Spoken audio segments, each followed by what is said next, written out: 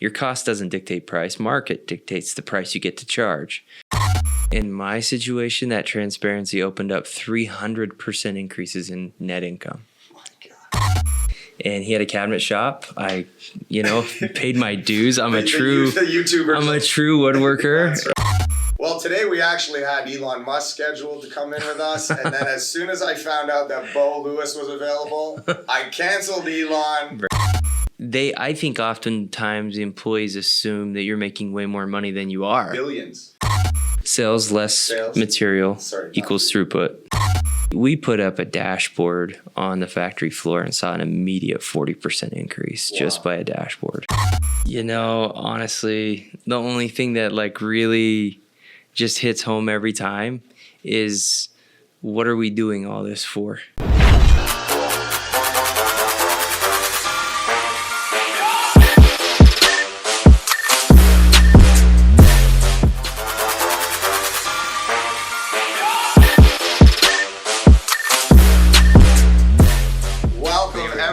To another podcast of On the Shop Floor. Well, today we actually had Elon Musk scheduled to come in with us, and then as soon as I found out that Beau Lewis was available, I canceled Elon, we have the one, the only Beau Lewis right here, live in person in the studio with us. We couldn't be more honored. Thank you, Beau, for joining us. It's good to be here. It's good to be here. You're a goofball.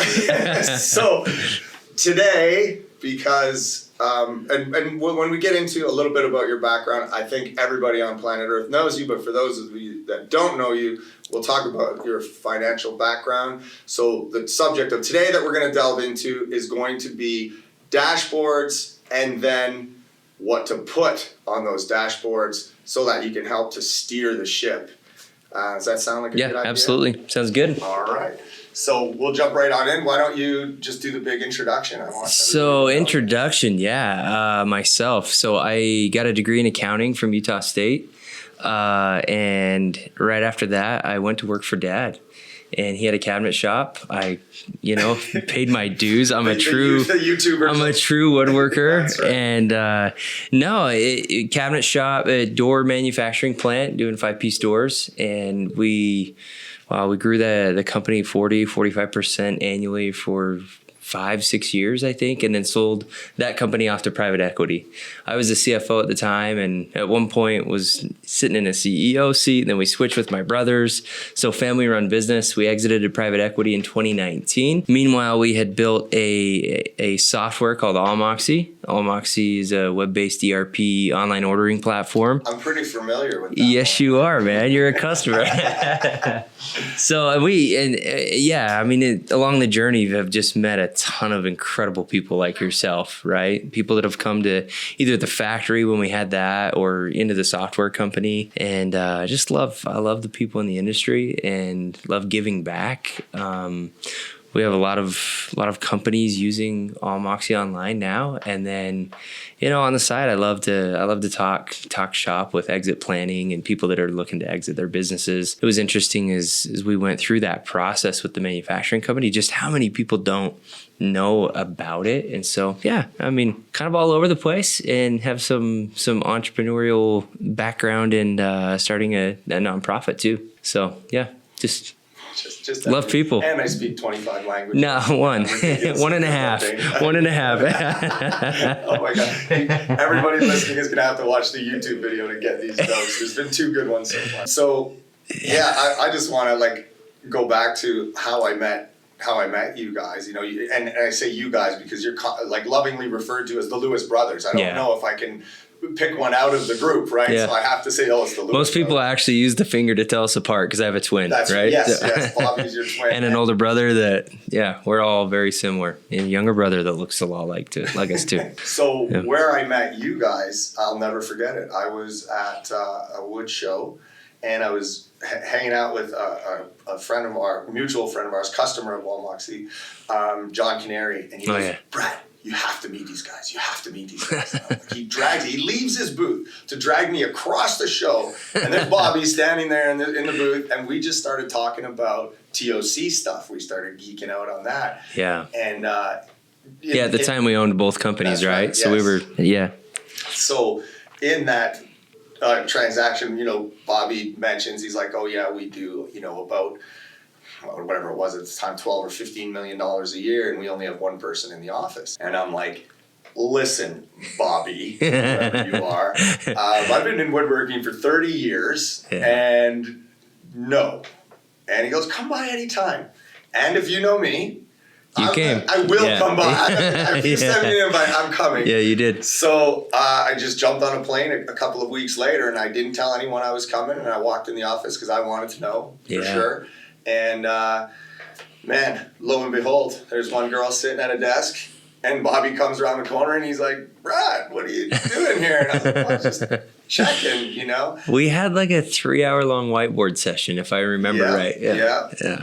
And you guys radically, at that time, changed my life and continue to do so, as you're my advisor of many things. Every time something comes up with numbers, I'm on the phone. Bo, I don't know what to do. What should I do here? Yeah. So thank you for that, for changing the trajectory of my life. You guys are truly responsible for that. Well, I'd like to think so, but You are. You made a lot of good decisions. So we've had the pleasure of bringing tour groups through Quantum Lean, through your factory at Lewis Cabinets when it was yours at the time. We've got the Almoxy head office, and what you guys have built and continue to build is phenomenal. And all of that tribal knowledge that you have and systems that you've developed along the way, I think, is what we want to bring to listeners today. Like, awesome. Not everybody, has a $15 million company, but we're all struggling to talk about, like, what do we measure? Where do we measure? How do we measure? What do we do with the measurement? Like, once we start measuring, how much effort should I put into measure and all of these things? And then once I have this data, what do I do with it? Yeah. So how do we morph that into a dashboard? So if we can paint a picture just for everybody listening, and just imagine a big blank scoreboard and it's up. Yeah. What would be the first thing you put on there? Good question. Manufacturing, right? Yeah. I mean, so the very first thing I just want to frame it a little bit in that if you imagine your facility, like, right, you've got all these people, and these people come to work every day, whether it's 1 or 60,000 people, right? Every organization has humans. They're going to show up and they've got a thing to do. And their interpretation of what they're supposed to go do that day is the results that you're going to get. Oh my God, Karen. We're done. Do we just drop that? Their interpretation. The stories, right? Wow. So humans take in information, they process that, and they create a story, or they give it meaning. That meaning is the way they feel, creates feeling, which creates action that they do, and the result of that action is your results. Like that's your organization. And so whether it's in accounting all the way down to the person on the manufacturing floor, that is the sum of your organization, the results the customer gets. So when you sum all of that up, you've got to understand the lens through which they're looking. What I love about dashboards is it unifies the team around the goal and the objective that you're trying to accomplish. And if there's a misinterpretation of the way they see the story or the outcome and what it should be, it clarifies it, right? And so I love that. I love that it takes everybody and unifies them around one common objective. A 9 is a 9. You can't. Or half. Yeah. No. But not, like you can't. If right. Wow. Okay. So then it opens up the opportunity for everybody to ask questions, right? Now, where I think it gets hard, and I'm going to admittedly be very vulnerable, even in Almoxy. I still have some holes in our data, and our dashboards aren't great yet. Part of that's just focus, but it's kind of a hypocrisy, because at the end of the day, without putting up the dashboard in front of the team and giving them that common vision and goal, what are we doing? They're bowling into a curtain. They show up every day, they bowl the bowling ball, and there's this a curtain there, and the ball goes away, and they don't know if they've succeeded or not.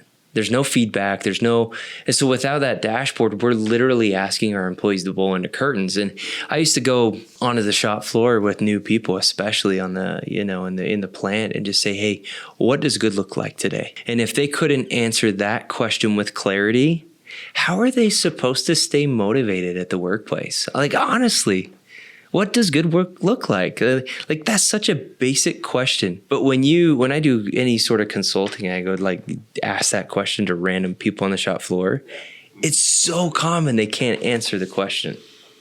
And isn't that I have to I'm just soaking this in right now. I'm just isn't that the way that the most simple thing is always this? We complicate everything, and the most simple thing. And so even as we were discussing the dashboard, immediately I can see the tie that has to motivation, which is everything actually in terms of creating a company. Yeah. So. Wow. The results you get is the derivative of the way they see their day, right? And the actions that take place. And granted, automation can speed that up and eliminate some of that variance that humans introduce, because a machine is given that it's mechanically up to speed, it takes care of a lot of that. But as long as there's humans involved, it's critical. Man, all right. Well, so I hope everybody's rewinding and listening to that first half 6 more times, but we're going to keep going forward. So now we've got the dashboard. We understand why we have the dashboard. We have the dashboard because this is what's going to tie into our human motivation.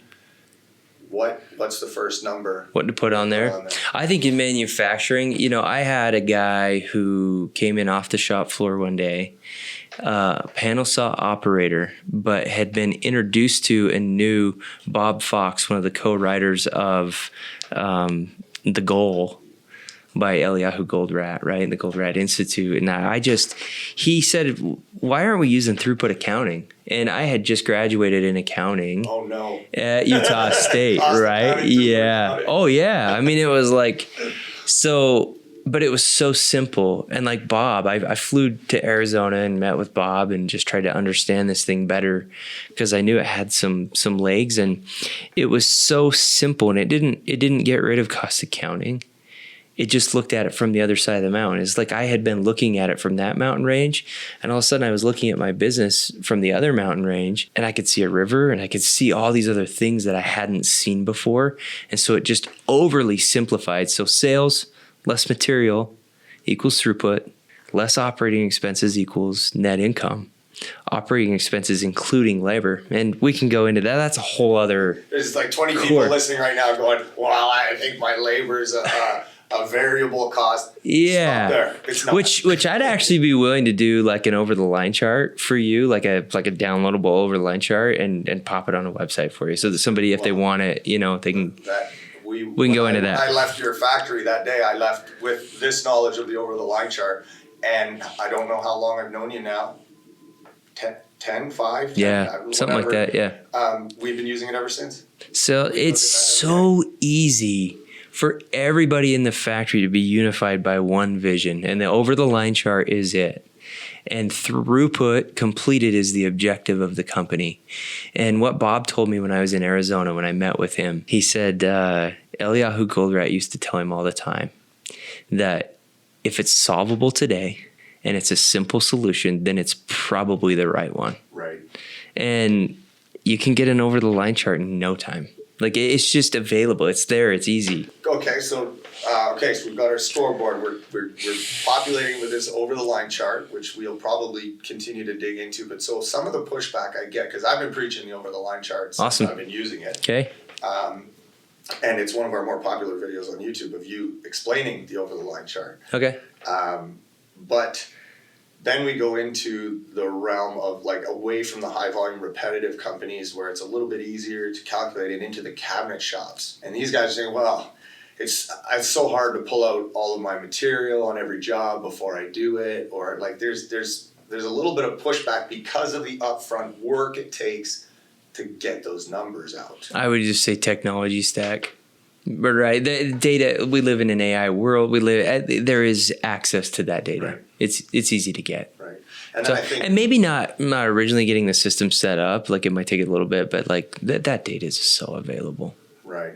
in real time. And I'm thinking back when we started using it, it started out with like two data strings, and it went into 6,000, and now it's come back to just what we use. Mm-hmm. And I mean, would it be fair to say that even if it takes a little bit of upfront work to mine that data out, to populate this chart, the net of that is going to be way better than half an hour in estimating to pull. I mean, you can continue using fax when email's available.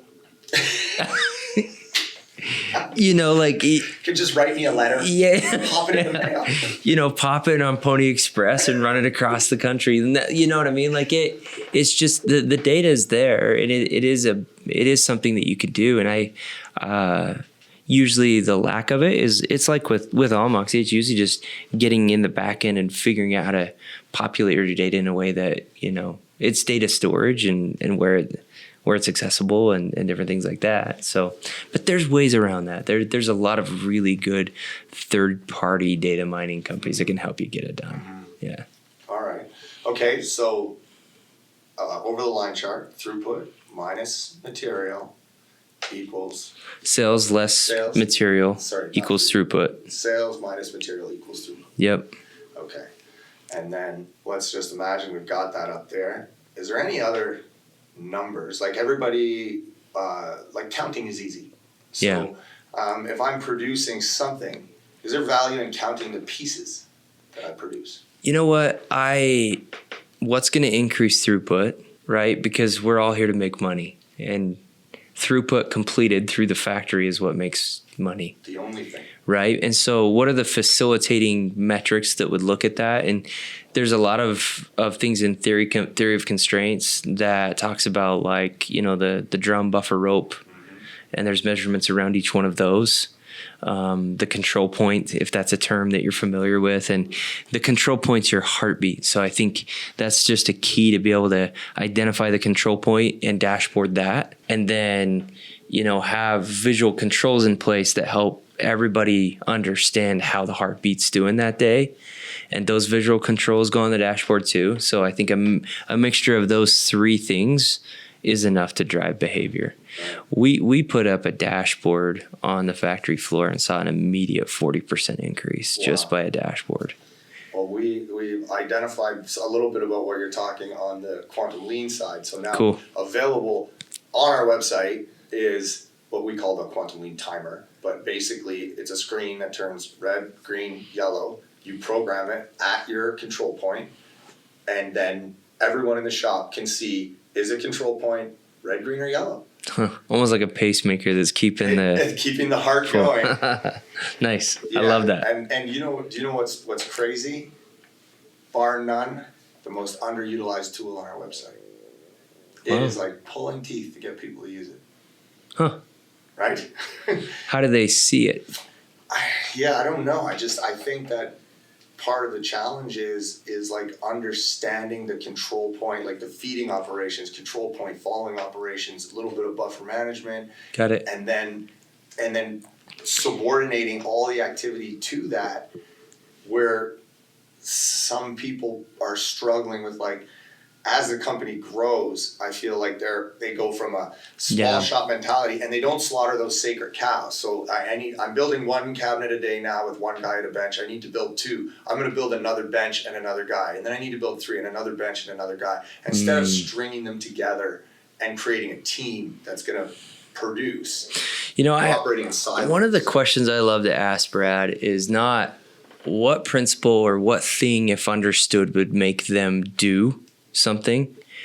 What principle or what thing understood would make them want to on their own, right? Without you needing to. So like as it relates to that dashboard, I'm just thinking, okay, like, well, what's the misunderstood principle that's making them not want to have that heartbeat, you know, in front of them? Like that, there's just something that's missing. Yeah, you know, we get a lot of like, oh, I don't want to I don't want to feel like a machine, or Yeah. well, we're a custom shop, and there's pride that I'm a cabinet maker or whatever they are. Yep. And they're like, oh, I'm not going to just stand on a line like I work at a factory. Yep. So that's a big one, and it's not until you actually run the experiment and you realize, like, it honest to goodness feels better. Like, you're part of the team now. Yeah. You know, when you're slow, someone can come help you. You can go help them. You can share Man, information. and I think that opens up a whole other topic of just like, you know, there's 6 core leadership principles that I think when implemented into a company, just dramatically changes the way they see the leadership asking for something. Well, before we get much further, yeah, and it's we're kind of taking a turn, a little veer, a little veer off course, but I think it's important, and I think that I don't think anybody listening doesn't want to hear those 6 principles now. So well, you gotta unload them on us.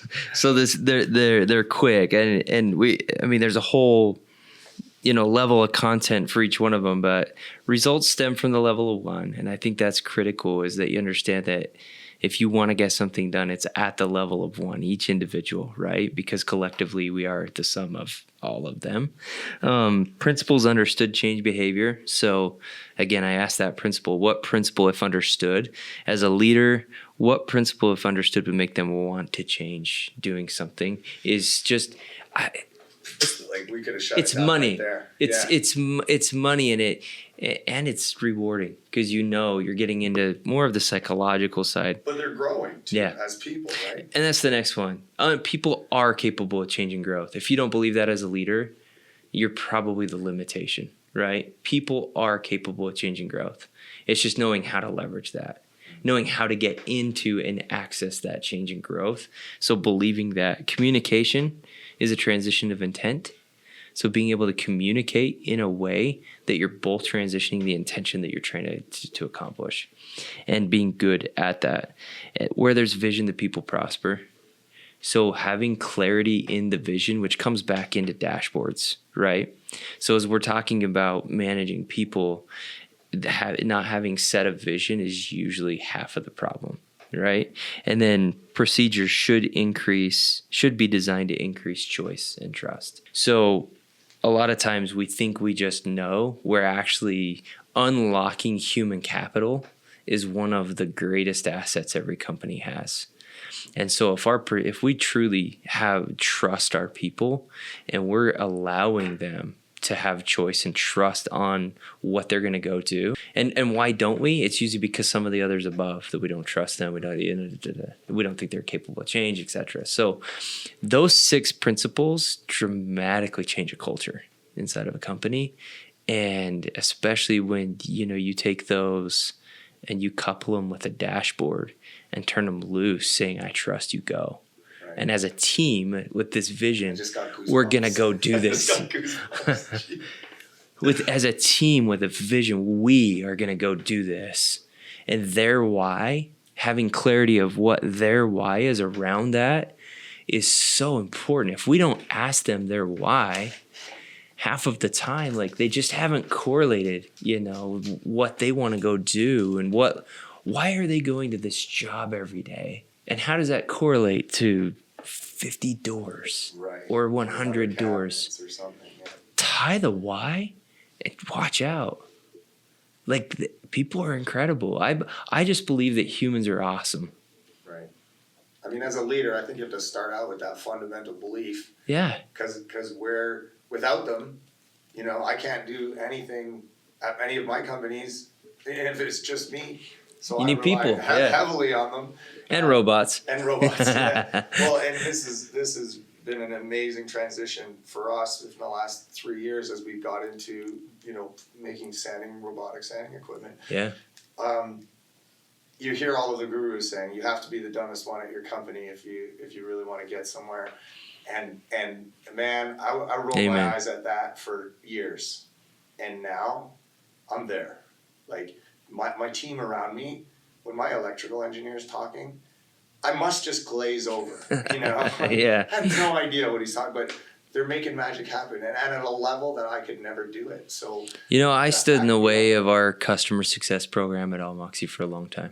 We hired the right person, and just it really is. It's something that you gotta let go and lead the people and let them do what they do. Put the quarterback in the quarterback position. Right. Get out of the way. I was a receiver playing quarterback for way too long. Sports got it right, and we can circle that right back to a dashboard and say, would you watch a football game if they didn't post the score? Yeah, I mean that's boring. No one on planet Earth, right? So when we get a goal, when do we know?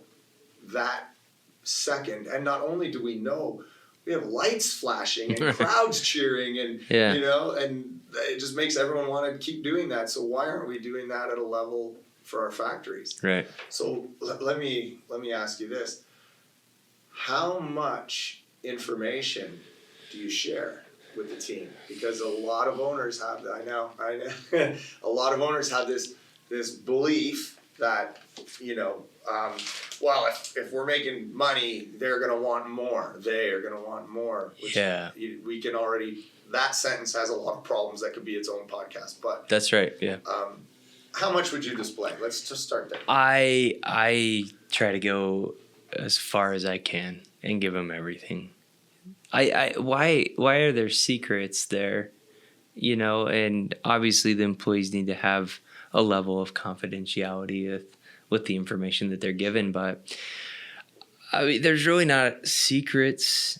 There is sensitive information that could be withheld, but I try to give as much as I can. Again, increase choice and trust, and give them the information that they have adequate enough to make, good decisions. And so we're talking sales, profit, expenses. I mean, all of that's on the over-the-line chart. So if you show them the over-the-line chart, they're already there. You're showing it to them. Yeah. I think oftentimes the employees assume that you're making way more money than you are. Billions. And when you open it up now with people in compensation, I also think an open fist can receive. And so you need to have a hand open with some sort of a good compensation program, where one of the things we always used to say is give yourselves an unlimited raise. So we would give a percentage of profit back to the employees, and we just said, look, go make it. You have an unlimited raise, go get it. And in that kind of an environment, they know that you're open-handed, and they're also going to give back, and you're winning together. So I think just having a compensation model in place that's motivating for both parties.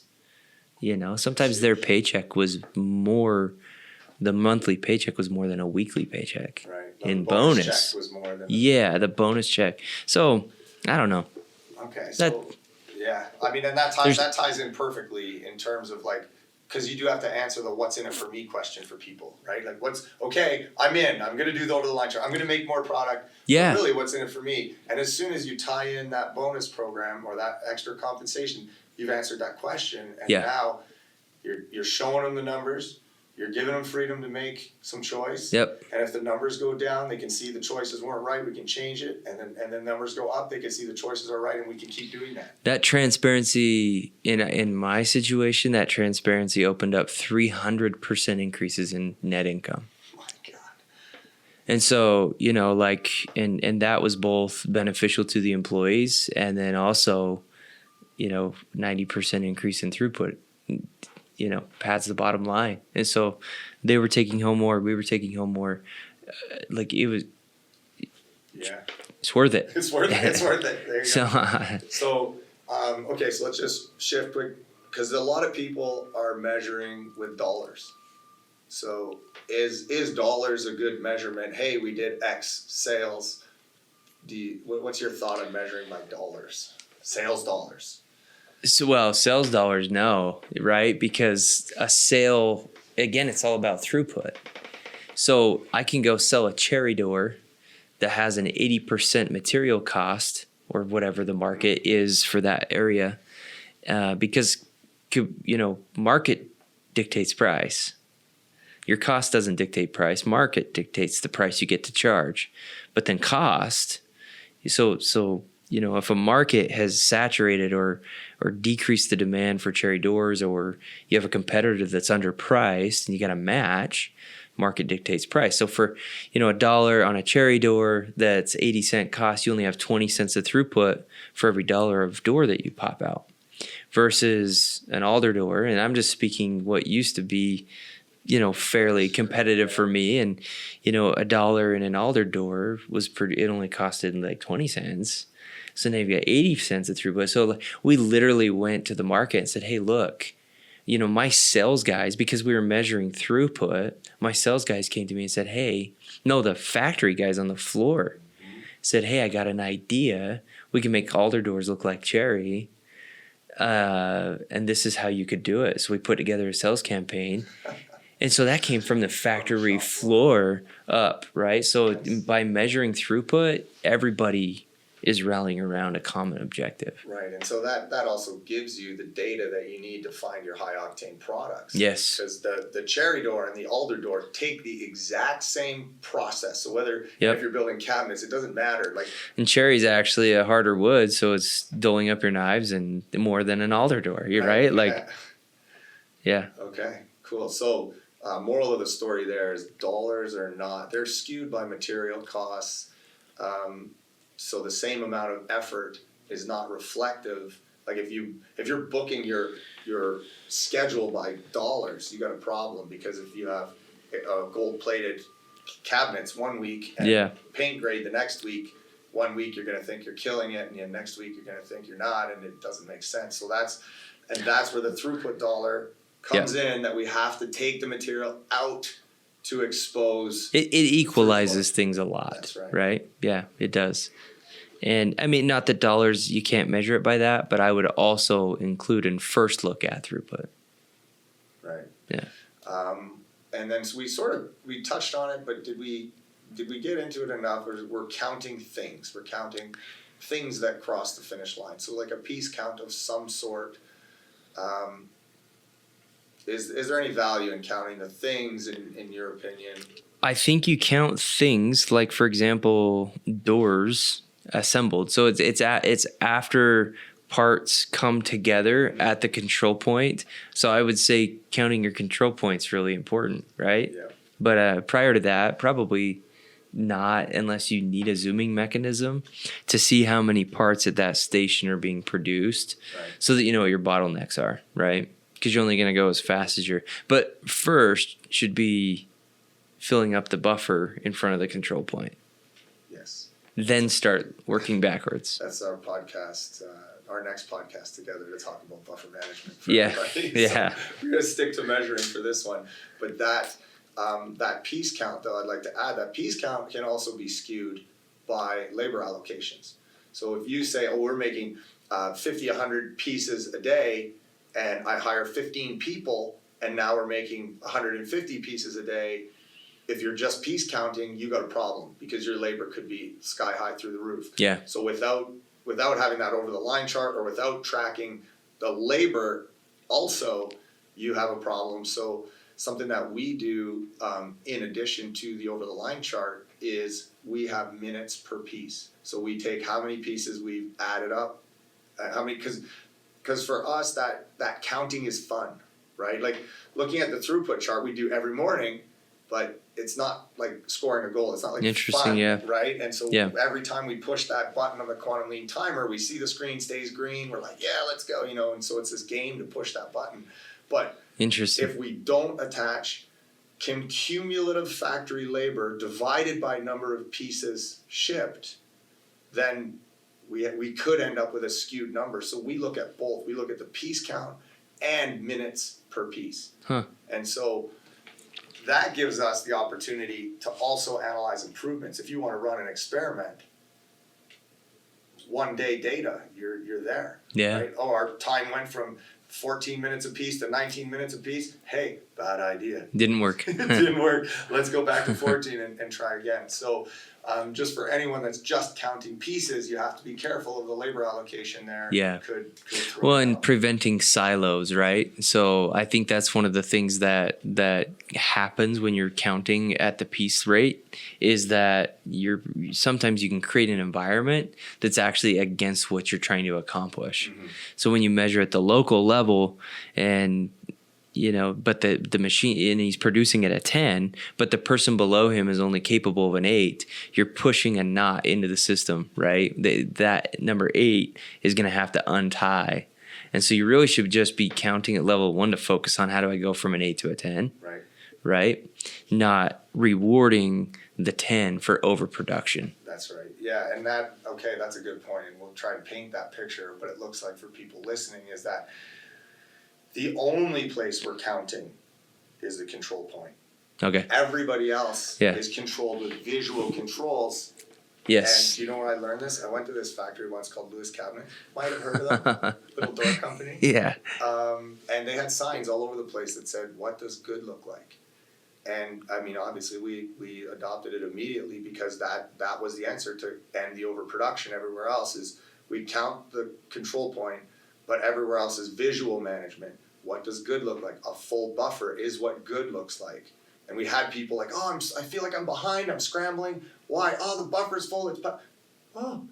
That's what good looks like. That's what good looks like. You don't have to panic anymore." And they're like, "Oh, really?" Yeah. We're like, "Yeah. The only thing that matters is it doesn't run out." That's right. Carry on. Yep. The last thing you want is somebody busily doing something that's going to encourage a knot down system, right? And so I was consulting a company that does $200 million. They manufacture signs, and their CFO we were talking through this concept, and all of a sudden he stopped. He looks at me. He looks at the guy with him. He says, "We're causing our own freaking problem." And they went home and changed their metrics because they were encouraging overproduction at the local level, and globally it was causing them to slow down. Yeah. So. Well, rule number, what is it? 3 of the 5 focusing steps is subordinate all That's right. activity to the bottleneck. Yep. All right. Okay, so I think that we've covered some ground here. We got into some motivation. We got into some leadership. We got into some metrics, dashboards. Is there anything else that's burning a hole in your gut to tell us about before we shut this down? Honestly, the only thing that really just hits home every time is, what are we doing all this for? At the end of the day, and we actually talked about this before we came into this meeting, at the end of the day, whether it's a family member, a family that you go home to, or a significant other, or, you're single and you're just progressing in life, what are the most simple things that we're doing all of this for? And it's been a journey for me, and I think it's so important that we constantly remember that it's, at the end of the day, it's at the level of 1 with people. And money facilitates, lifestyle. But I lived in Uruguay in a tin hut for 2 years. Still smiled every day. And my gosh, some of the happiest people I met were in a tin hut with a dirt floor, focused on the most simple things. And I don't know, I can't overstate that enough, that, let's not I hope we never let business get in the way of our happiness, our joy, because it does sometimes. I have no words that will be better to end our podcast on that note. Yeah, wow, isn't that, I got goosebumps right now. Well, everybody, I think that concludes another episode of On the Shop Floor with our guest, Beau Lewis. Thanks for giving me goosebumps at least 4 times and passing on all of that knowledge and wisdom. And, of course, if you have any questions, you can always reach out to us. We're easy to find all over the interweb thing and all the social channels. And one of the things that I just want to ask everybody who's listening, we're not, we're not charging anybody for anything. We're just giving this information out. We just want everybody to be successful. We want you to improve your life. So if you could just do us that favor and just hit share, send this thing to 5 people that you think might benefit from it, and let's change the world. One podcast at a time, one amazing guest at a time. Thanks for joining us. Hey, thanks for having me, Brad. All right. These are awesome. And that wraps up another episode of On the Shop Floor.